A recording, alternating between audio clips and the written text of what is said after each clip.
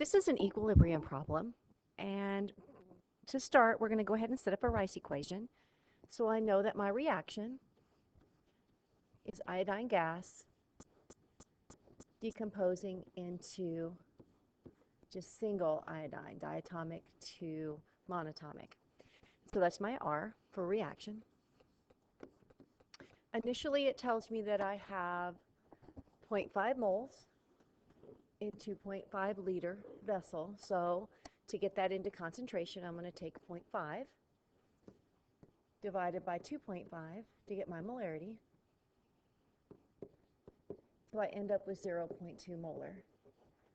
And that's my initial for I2. Doesn't tell me that I have any of the monatomic iodine, so I'm going to put 0 for that.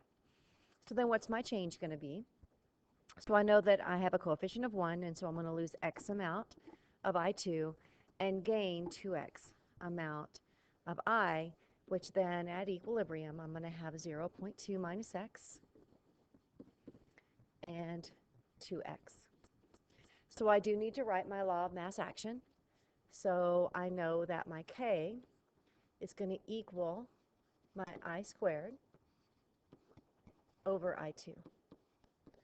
So then I'm just going to plug in. So I know the K value, 2.94 times 10 minus 5. And so I is 2x, so I'm going to go 2x squared over the I2, which is 0.2 molar minus x.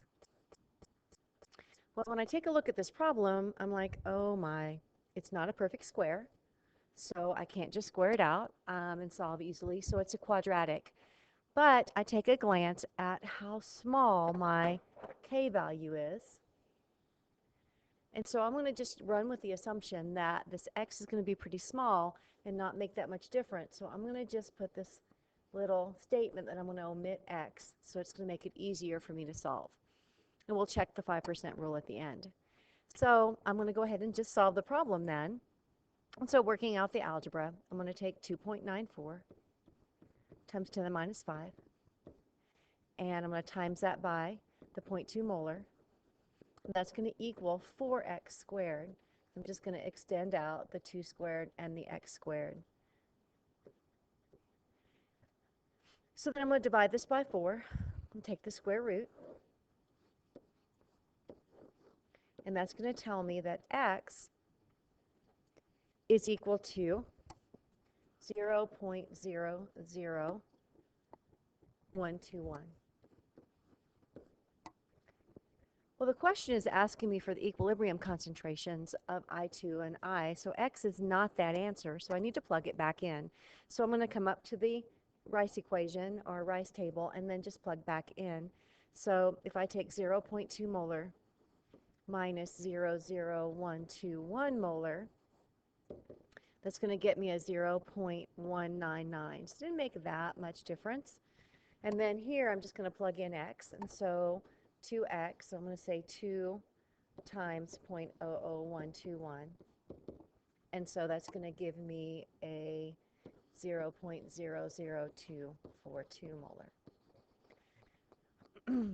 So I know that my answers now, so I'm just kind of making this a little neater, that my I concentration